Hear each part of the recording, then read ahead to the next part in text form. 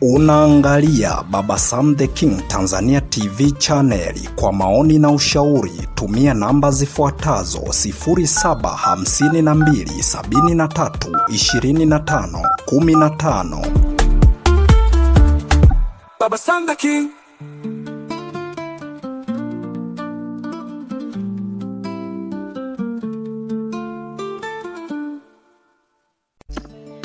Uhali gani mpenzi msikilizaji wa simulizi za sauti? Karibu tena katika simulizi zetu za sauti ambazo umezoea kuzipata hapa. Na hii simulizi inaitwa Mchuma Janga Hurana wa Kwao. Na hii tukiwa tumeingia katika episodi namba 8. Hii ni sehemu ya 8. Sehemu ya 7 tulipoishia, tulimuona baada ya kuwa anataka kumpiga nyundo mke wake Bwana Wavuti. Moja kwa moja aliamua, baada alivyokuwa anaona mke wake kijaribu kujitetea na kuanza kumwambia kwamba anamuokoa kwa vitu vingi, lakini yeye ndo ambaye hataki kujiongeza. Manake moja kwa moja Bwana Wavuti huyu alipatwa na wasiwasi kidogo. Anaona mke wake yuko tayari kufa kwa ajili ya hicho kitu, na hatimaye amemletea jeuri. Anajaribu kumtuma aweze kwenda kuchukua pete ya ndoa, lakini anaonekana binti huyu hataki kabisa kwenda kufata ile pete ya ndoa. Moja kwa moja Bwana Wavuti akaanza kushangaa, kwa sababu wakati mwingi anapokuwa akimwambia vitu vyake huwa hawezi kukataa kwenda kuvifanya. Sasa ni kwa nini sasa hivi ameamua kugoma? Akawa anawaza huenda labda huyo mwanamke kuna vitu ambavyo atakuwa anajaribu kuficha, au inawezekana anajaribu kumuokoa huyo kijana kwa sababu wana mahusiano. Hatimaye baada ya kuwa vimemchanganya vitu vingi, moja kwa moja alienda akalala mlangoni mwa duka lake akiwa anawaza mambo mbalimbali.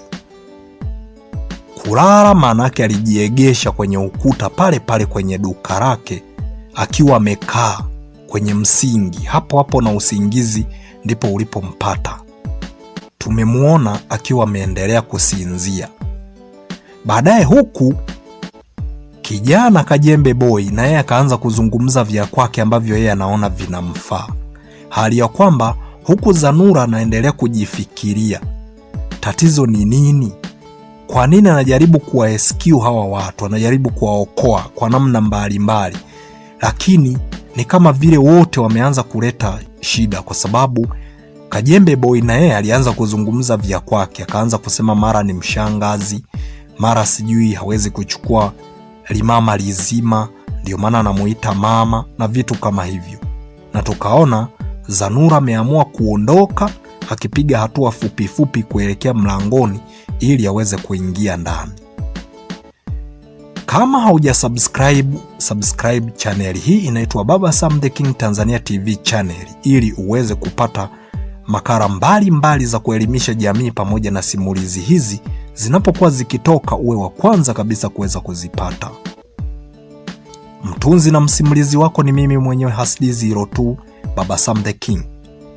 Sasa tuingie katika sehemu yetu ya 8 ya simulizi hii ili tuweze kupata uhondo wa simulizi hii, tuweze kupata namna jinsi simulizi inavyozidi kwenda.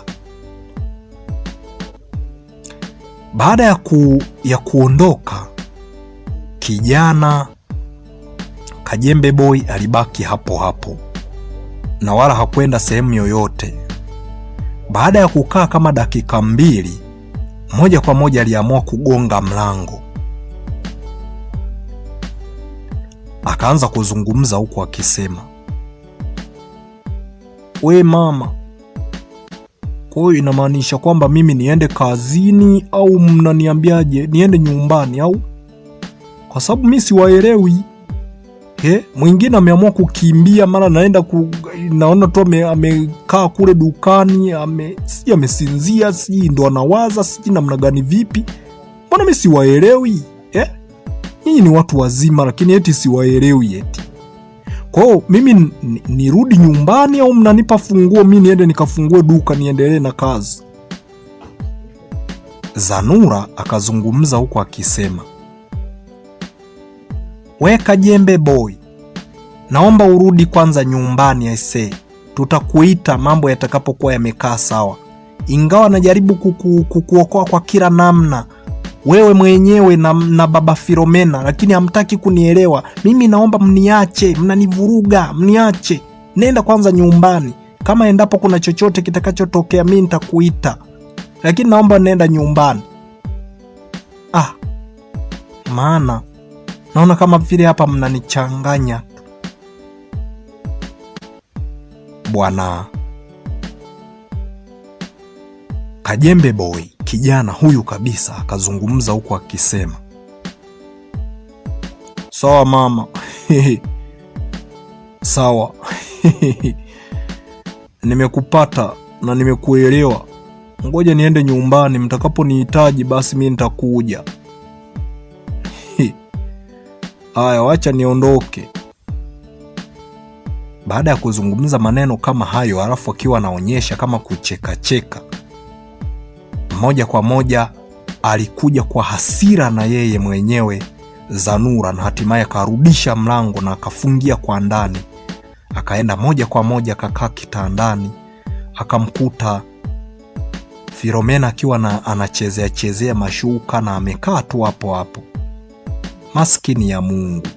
Hatuwezi tukajua ni kwa nini Filomena, ingawa alikuwa ni mtoto mdogo ambaye tayari ana mwaka 1.5, ni kwa nini hakuweza kulia katika majanga hayo yote ambayo mama yake anajaribu kuyapitia. Kwa nini hakulia ili aanze kuwasumbua, pengine waweze kutoka katika hilo janga, ajiwekeze zaidi kwa mtoto, achane na hivi vitu. Kama endapo bwana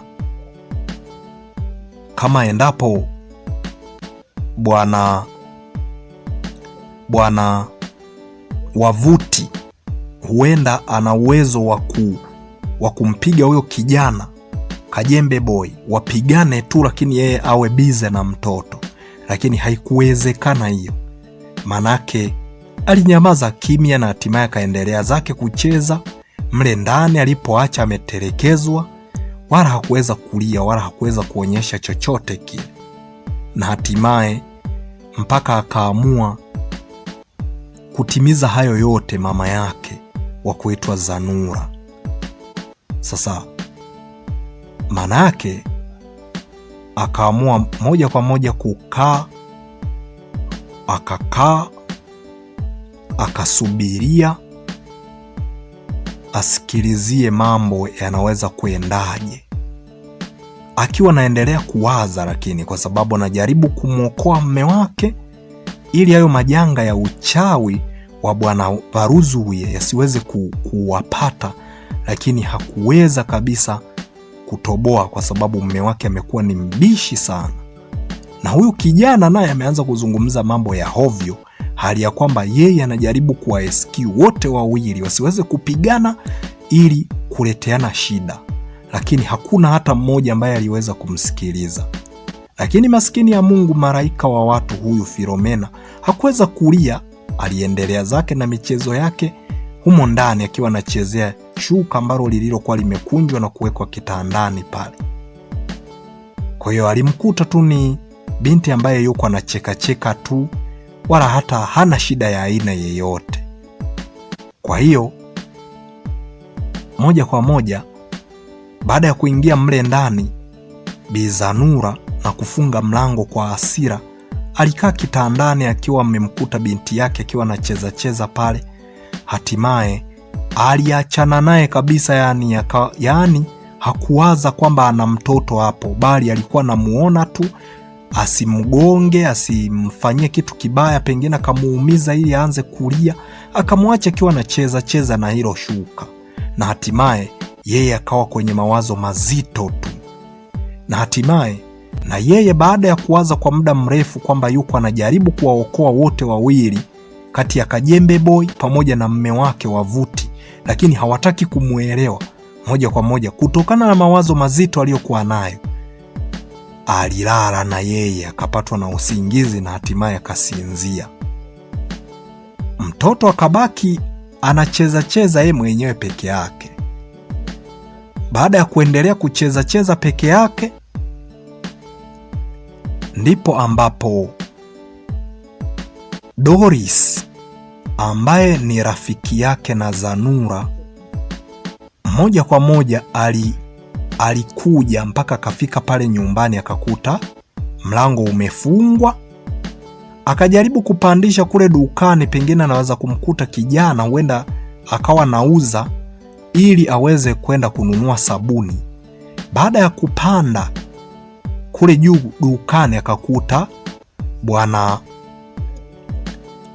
bwana Wavuti na yeye amelala hapo hapo. Hatimaye akamuamsha huku akisema,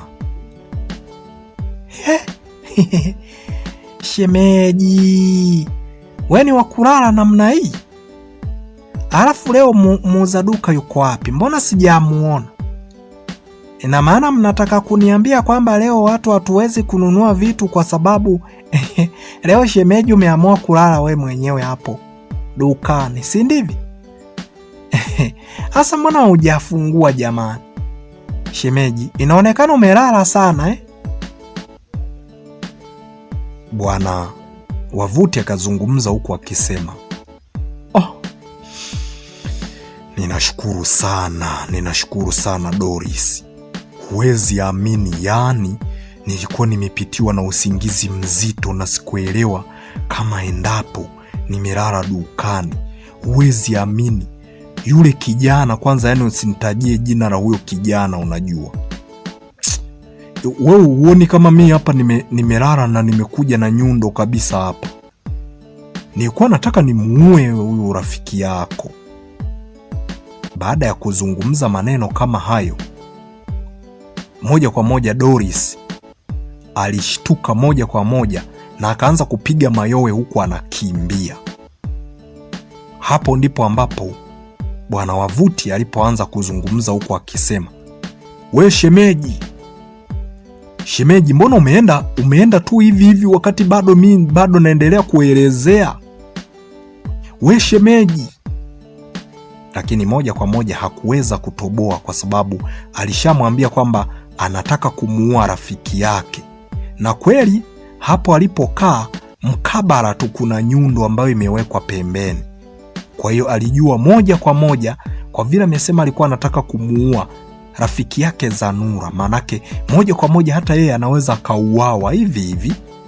Sasa kilichofanyika, akakimbia moja kwa moja na akatokomea kabisa, akawa hawezi kabisa kuonekana tena. Alisimama hapo bwana Wavuti na kuanza kushuka, akashuka moja kwa moja mpaka nyumbani. Baada ya kufika nyumbani, anakuja kuangalia pale nyumbani na penye pamefungwa tena. Hapo ndipo alipoanza kuwaza, sasa lile jambo langu nadhani linaenda kutimia. Mimi nilizungumza, huyu mwanamke na yule kijana wana mambo yao. Kwa hiyo mimi nimetoka nimeenda kulala kule, alafu yeye ameamua moja kwa moja kumuingiza ndani, hatimaye wako wanafanya vitu vyao, si ndivyo? Ngoja mimi sikubali hapa. Ngoja. Akiwa anazungumza vitu kama hivyo, akiwa ameshikilia nyundo yake mkononi, na hatimaye moja kwa moja aligonga kwa nyundo ule mlango. Baada ya kusikika kishindo kikubwa sana, mtoto kule chumbani alishtuka moja kwa moja na kuanza kulia. Alivyolia, mama yake akawa ameshtuka. Baada ya kushtuka, akasikia tena kishindo cha pili. Akaanza kujiuliza, ni kitu gani ambacho kinachoanza kugonga gonga hivi?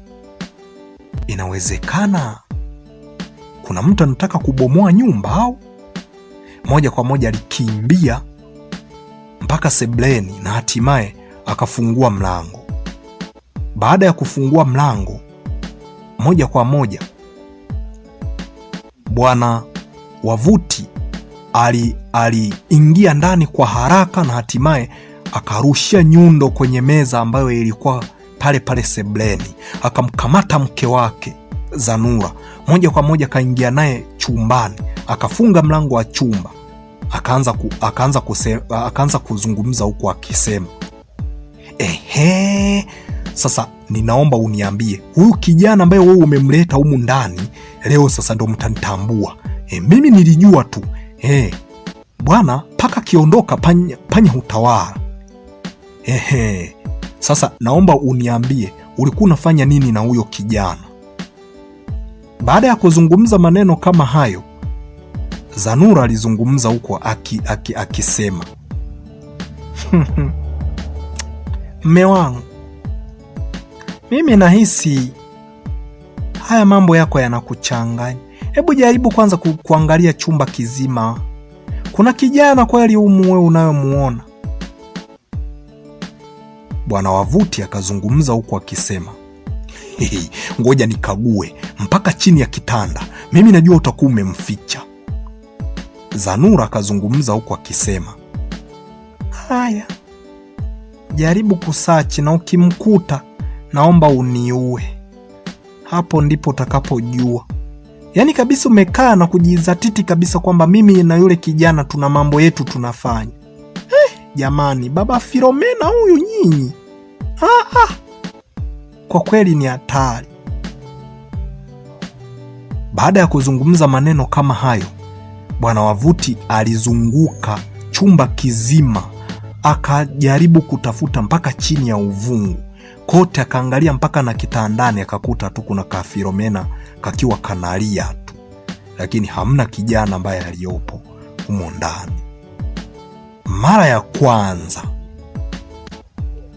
alisimama moja kwa moja, akiwa amesimama hajui chochote kile anachoenda kukifanya.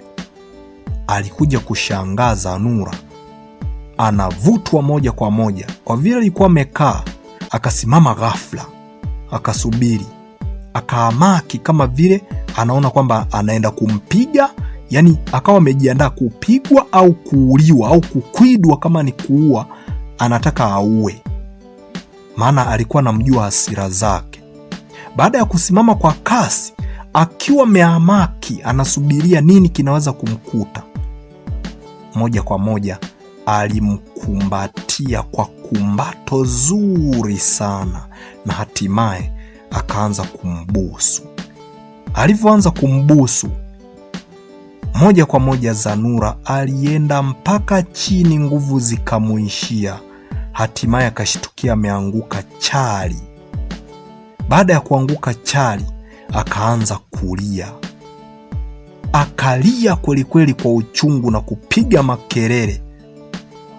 Baadaye Bwana Wavuti alitoka humo ndani chumbani na kuondoka moja kwa moja mpaka pale sebleni, akachukua nyundo yake akachomoka nje, hatimaye akaacha amefunga mlango wa nyumba kwa nje, akaondoka. Naam, mpenzi msikilizaji wa simulizi za sauti, sehemu yetu ya 8 ya Mchuma Janga Hula na Wakwao imeishia hapa. Tumemuona Doris alikuwa amekuja kwa lengo la kutazama pale nyumbani kuna kitu gani ambacho kinajiri. Akakuta rafiki yake ni kama hayupo na mlango umefungwa. Baada ya kupandisha kule dukani akiwa anataka aende kununua sabuni, moja kwa moja ndipo ambapo alimkuta huyu Bwana Wavuti akiwa amelala pale, na hatimaye alivyomshtua akaanza kumwambia mambo ya ajabu, na anaona kabisa kweli ana nyundo amelala nayo pale, afa anajaribu kumwambia kwamba eti alikuwa anataka muue rafiki yake. Wakati kulala kwenyewe alilala amejiegesha tu kwenye ukuta, amekaa kwenye msingi, pembeni ndo kuna nyundo. Alivyosikia kwamba anataka kumuua rafiki yake ndo akawa amekimbia, na hatimaye tumeona amekuja amepiga na nyundo vishindo vya maana.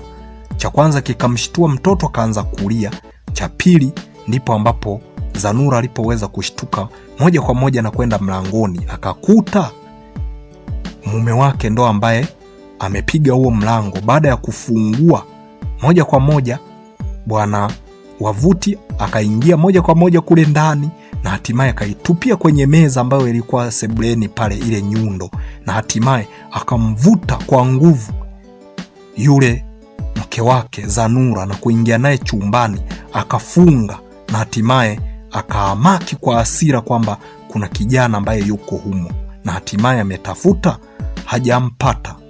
Baada ya kutokumpata akamsimamisha kwa nguvu na hatimaye akampiga mabusu ambayo yalimfanya moja kwa moja aende kuanguka chini chali, na hatimaye akaanza kulia hapo hapo akiwa hapo chini.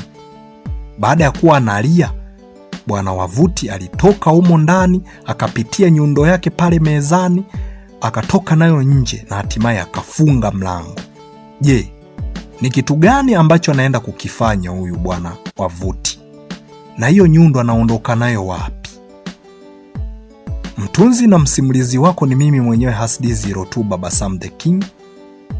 Ninakusihi endelea kuifuatilia simulizi hii, utajifunza mengi ya kimaisha. Kama haujasubscribe, basi na kuomba usubscribe channel hii, inaitwa Baba Sam the King Tanzania TV channel, ili uwe wa kwanza chochote kile kinapokuwa kimetokea, iwe ni makala ya kuelimisha jamii au simulizi kama hizi, wakati zinaingizwa tu wewe unakuwa wa kwanza kuzipata, kwa sababu unakuwa ni mwanafamilia wa chaneli hii. Tukutane tena sehemu ya 9 ya simulizi hii inayoitwa Mchuma Janga Hula na Wakwao. Ni kuage niseme kwa heri kwa sasa.